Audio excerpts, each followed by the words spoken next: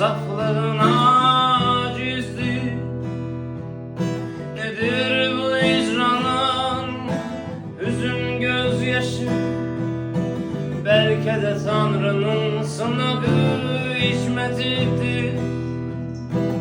Ümit ettim yollarda seni ararım.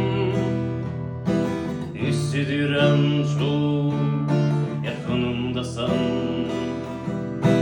Belki de aldanırım, aldatırım. Seni yok nazlı peri, özümü aldatırım. Arayma gel divaneyim, sevilmeye mehkum azadeyim.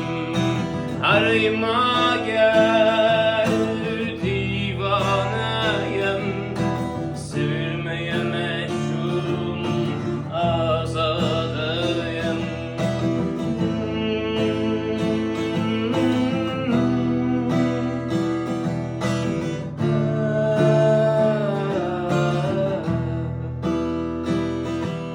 Nedir bu sendeki merhamet hissi?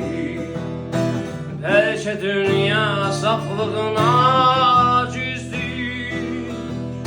Nedir bu icranın hüzün gözyaşı? Belki de Tanrı'nın sınağı